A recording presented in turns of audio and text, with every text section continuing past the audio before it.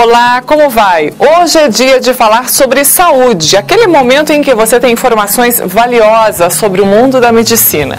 No programa de hoje você vai conhecer um pouco mais sobre doenças que atingem a visão e que podem comprometer seriamente nossos olhos. E mais! Especialistas da área da reprodução humana explicam como ocorre o tratamento para um casal infértil, possibilitando o milagre da vida até para quem julgava isso impossível. E ainda a evolução da medicina na área do diagnóstico por imagem. Tudo isso a partir de agora, no Medicina e Saúde. Sabemos que o olho funciona como uma câmera fotográfica. A retina corresponde ao filme que, ao ser sensibilizada por raios luminosos, forma a imagem que é interpretada pelo cérebro. Para que a visão seja de boa qualidade, é necessário que a imagem seja focalizada sobre a retina com perfeição. As lentes responsáveis pela focalização da imagem são a córnea e o cristalino, uma lente biconvexa que fica logo atrás da pupila. Esta lente biológica que capta a luz externa e permite a formatação das imagens projetadas na retina no fundo do olho. Para boa visão, é preciso que o cristalino esteja transparente. Olhando aqui nessa imagem, nós temos aqui na parte anterior a córnea, a parte seguinte a íris, a que dá a cor para os olhos, e atrás da íris nós temos essa estrutura que nós chamamos de cristalino, né? Como o próprio nome diz, é uma estrutura transparente, cristalina, que permite a passagem da imagem ser formada na retina. Depois da anestesia local, é feita uma incisão de cerca de 3 milímetros, espaço suficiente para a passagem dos instrumentos cirúrgicos. Um aparelho de ultrassom encosta na catarata e emite ondas que fazem a lente vibrar intensamente e, aos poucos, ir se fragmentando. A lente intraocular é inserida pela abertura. Neste caso, a lente é dobrável e entra pelo pequeno corte feito no olho. Sobre o espaço vazio onde estava a catarata, a lente é desdobrada para assim ficar encaixada. Ela substitui as funções do cristalino doente. Nesta técnica, há maior segurança durante e depois da cirurgia. O olho praticamente não é aberto, não são dados pontos e a recuperação é quase imediata. Não existe repouso nem provoca astigmatismo. O médico explica como ocorre a cirurgia de catarata e como é o procedimento do implante das lentes. Com o processo de catarata, esse cristalino ele vai perdendo o seu grau de transparência. Isso dificulta que a imagem chegue de forma nítida até a retina. E com a cirurgia, nós, através de uma pequena incisão aqui, algo em torno de 2 milímetros, próximo a isso, um equipamento que vai poder ter acesso a esse cristalino opacificado, vai fazer uma retirada, uma limpeza dessa lente, e no local desse cristalino nós vamos implantar uma lente nós chamamos de lente intraocular, né, que vai ter a função desse cristalino original, que vai formar a imagem na retina, levar novamente a possibilidade dessa imagem ser formada nítida. Depois do intervalo, você vai conhecer a dona Severina, de 80 anos, que venceu a doença de catarata com muito bom humor. No outro dia que eu tirei o tampão, eu já chegava as paredes branquinhas. O Medicina e Saúde volta em instantes. Até já!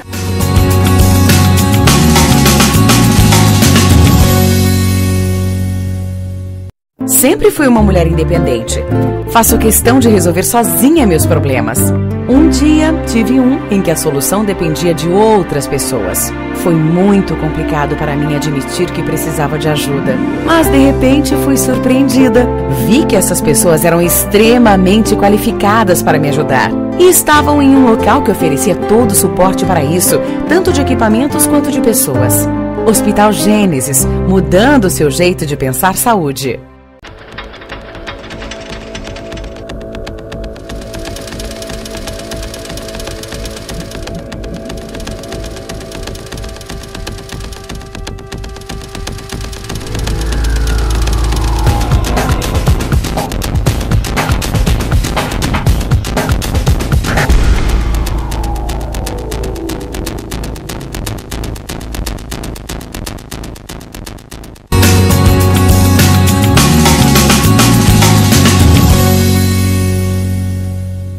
Medicina e Saúde está de volta e agora você vai conhecer Dona Severina, que teve catarata por causa da idade avançada, mas que tão logo teve a doença diagnosticada, resolveu operar. A alegre pernambucana de 80 anos conta que a catarata surgiu às 6 e que a incomodava na execução de atividades do dia a dia, como costurar ou cozinhar, até reconhecer as pessoas. Uma dificuldade que desapareceu depois da cirurgia.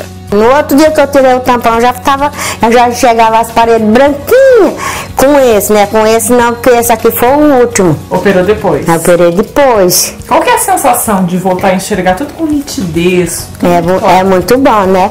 Não é fácil você viver assim com óculos direto. Os sintomas clássicos, como olhos lacrimejantes, névoa ao enxergar e sensação de areia nos olhos, são relatados pela aposentada, que em um mês operou os 2 olhos. O olho via escorrendo, quando tinha areia dentro, né? Não chegava a pessoa direito, via só aqueles vultos. Se você focalizar uma determinada palavra em uma revista ou jornal sem mover os olhos, vai conseguir enxergar alguma coisa acima, abaixo ou do lado da palavra escolhida. Essa é a nossa visão periférica. Ela que nos ajuda a não tropeçar nos objetos no chão e a evitar batidas contra as paredes quando caminhamos. Mas mesmo enquanto você presta atenção em mim e ao que está ao seu redor, você pode estar perdendo sua visão periférica, lentamente, sem perceber. Estima-se que em todo o mundo, 66 milhões de pessoas sofrem de glaucoma. Desse número, mais de 5 milhões ficaram cegos, fazendo do glaucoma a terceira maior causa de cegueira permanente. Até mesmo em países desenvolvidos que têm programas de esclarecimento sobre o glaucoma, 50% dos doentes permanecem sem ser diagnosticados. O glaucoma é uma doença crônica, uma doença silenciosa. Na maioria das vezes a pessoa não percebe que tem a doença e ela pode levar à perda visual irreversível. Atualmente é uma das maiores causas de cegueira irreversível que nós temos no mundo.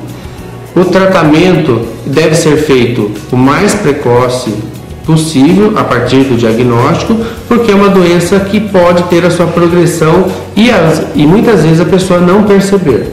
O médico explica como o olho humano é extremamente sensível à pressão ocular, que aumentada pode ser um dos indicativos da doença. A visão é a parte mais importante que nós temos e é importantíssimo que nós façamos o controle, tenhamos um cuidado com esse órgão que é tão sensível.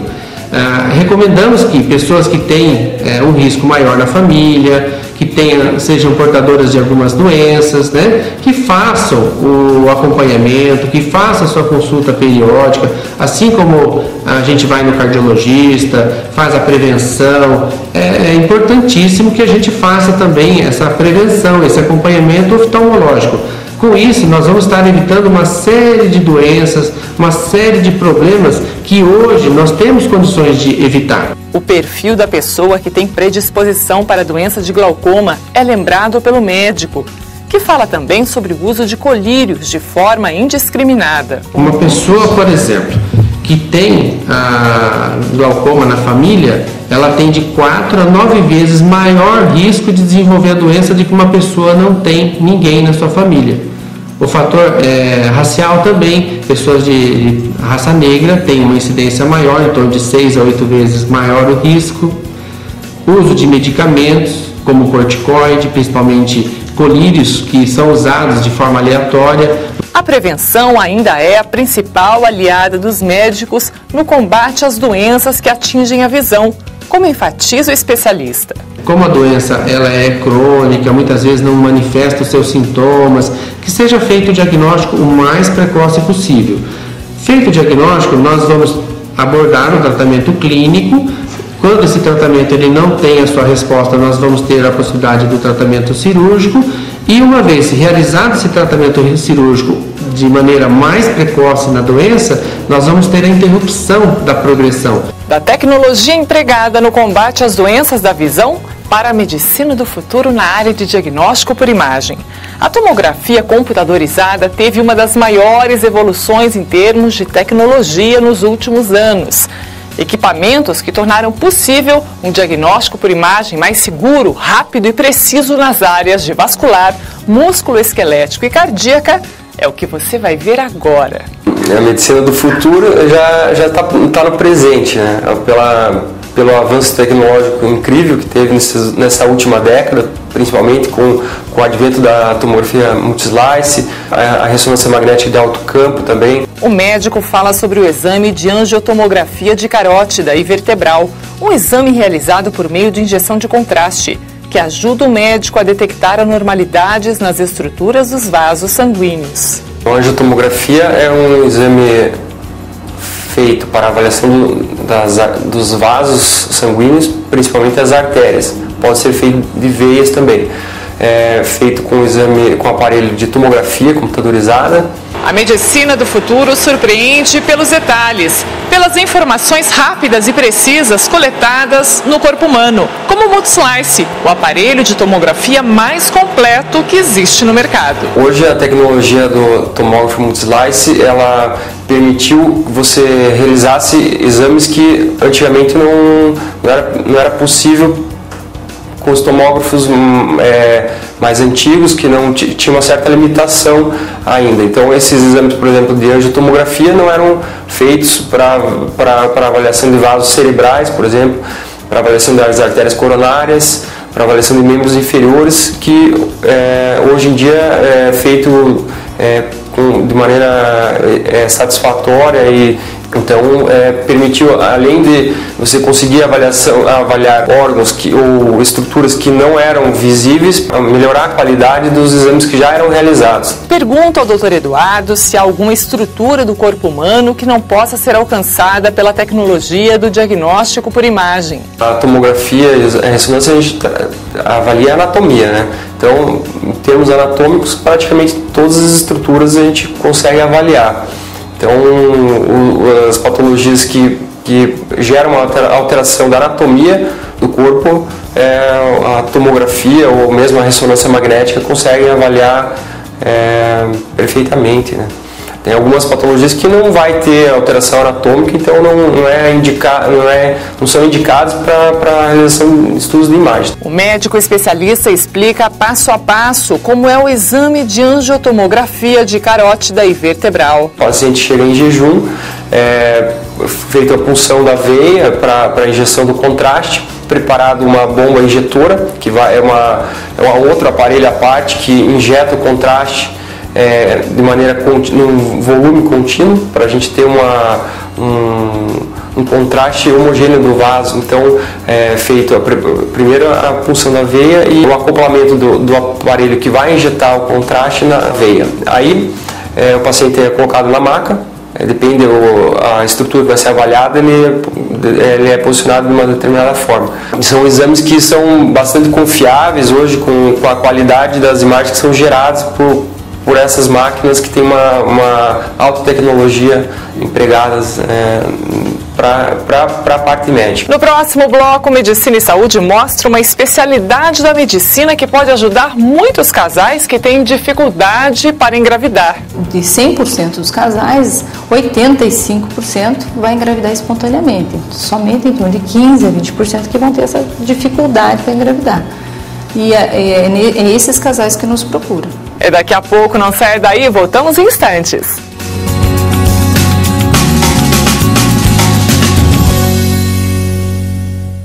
E de repente você enxerga o caminho que liga o sonho à realidade. Assim nasce uma ideia. Um sonho se realiza pelo talento de quem acredita que tudo é possível. Devemos olhar para o cliente e enxergar inovação e para o laboratório sustentabilidade. Este é nosso papel, ver o mundo com olhos de sonhador e a cada novo desafio encarar o futuro com confiança, perguntando sempre: e por que não? Biovel, análises e pesquisas clínicas, inovação e integração em saúde. Para um tratamento eficaz, os médicos precisam enxergar muito além do alcance de seus olhos. Por isso dependem cada vez mais da tecnologia dos diagnósticos por imagem. Para atender essa necessidade, a Uniton traz um novo aparelho de ressonância magnética de última geração. O Magneton Esprit produz imagens de alta resolução e oferece maior sensação de conforto aos pacientes. Uniton. porque a evolução continua.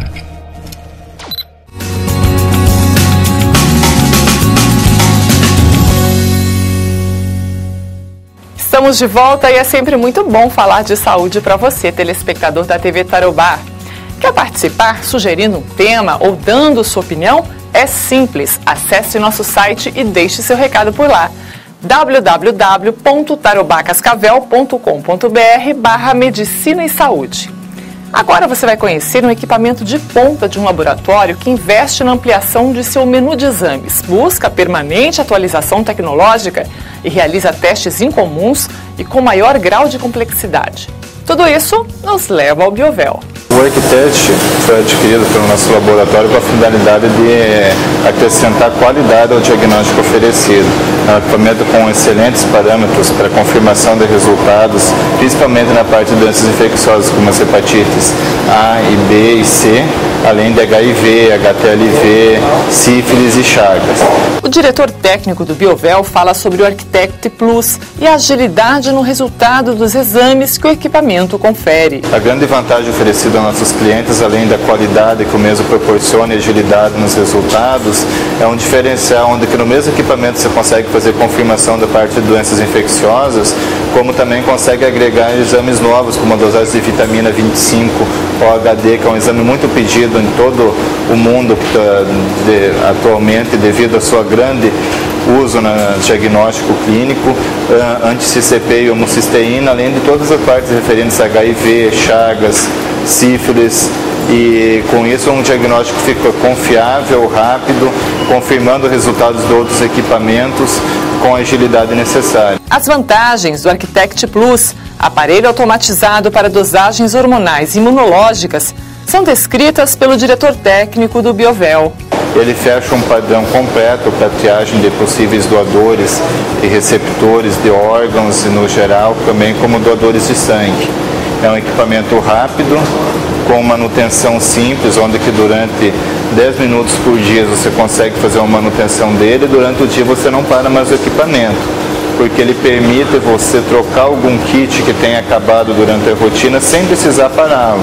Os kits são colocados junto com as amostras e o próprio equipamento lê o código de barras do kit e, através disso, de uma forma randômica, continua a rotina sem necessidade de paradas.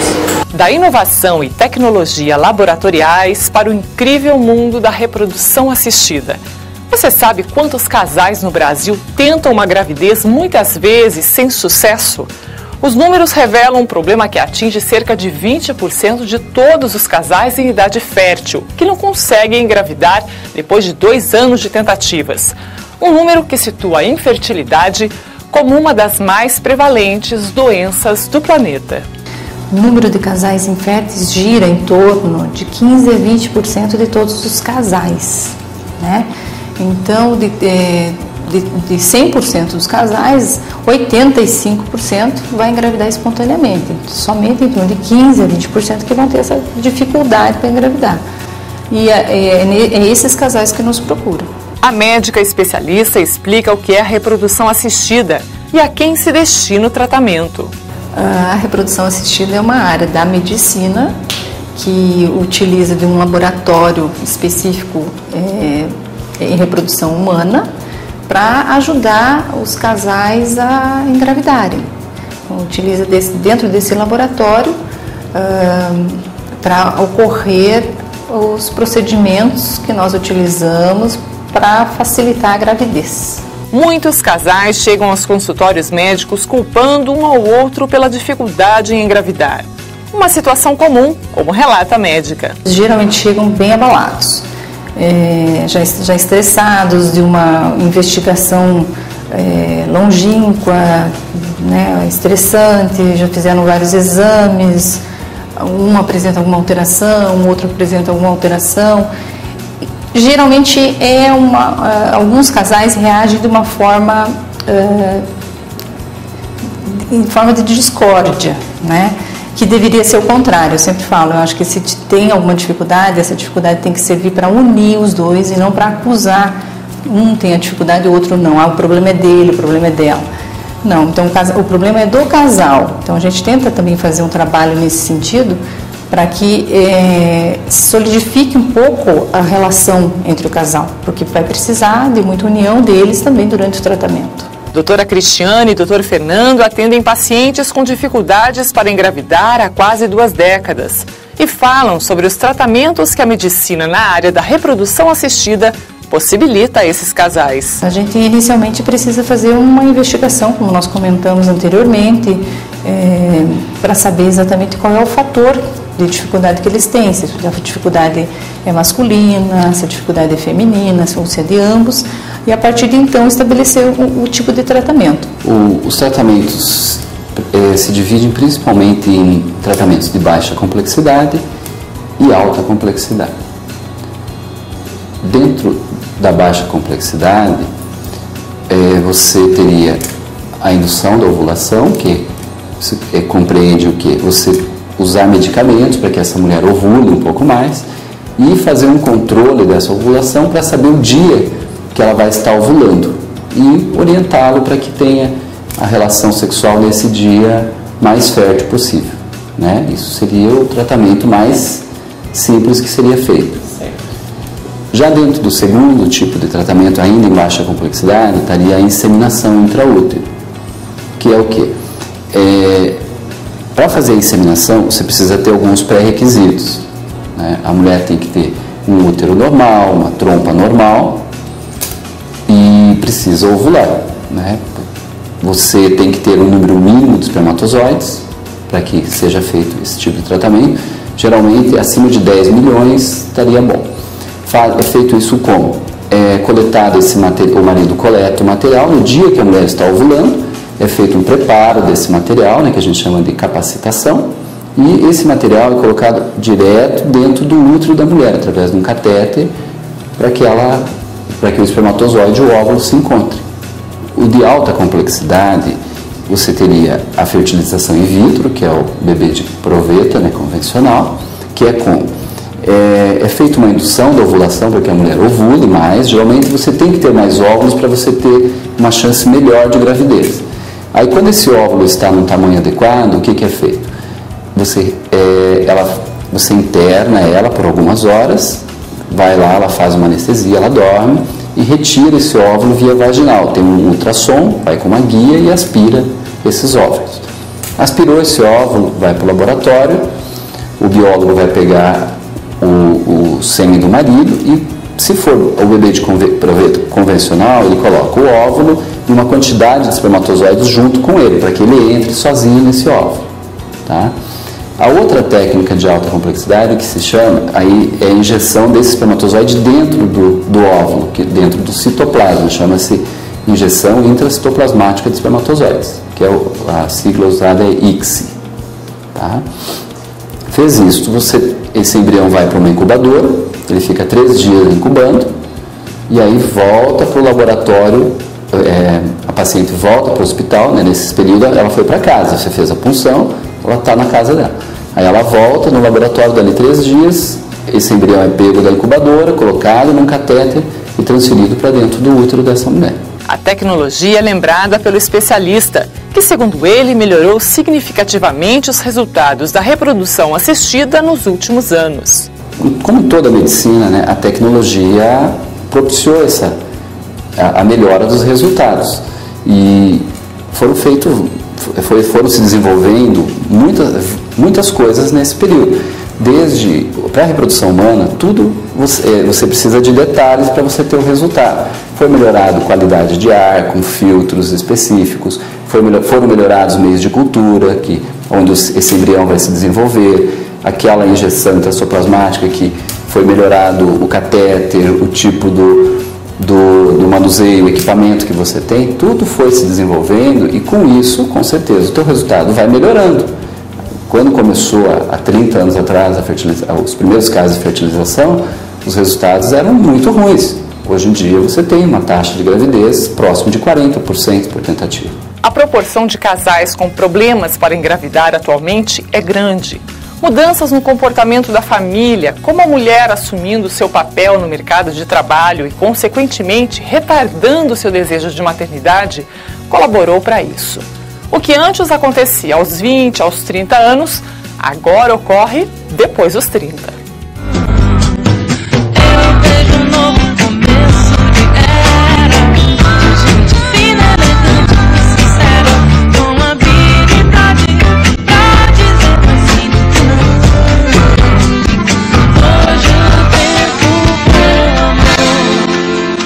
Infelizmente, nós mulheres temos um relógio biológico.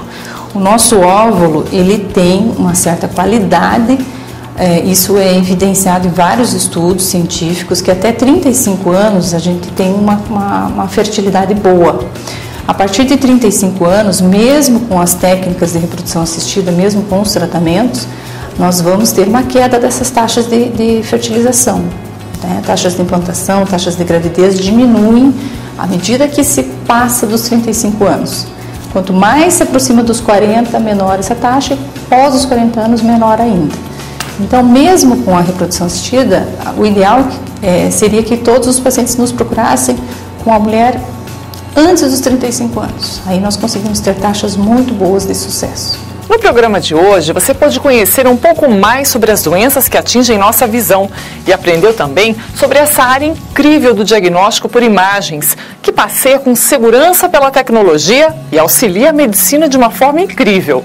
Pode ainda conhecer algumas formas de tratamento para casais com dificuldade para engravidar.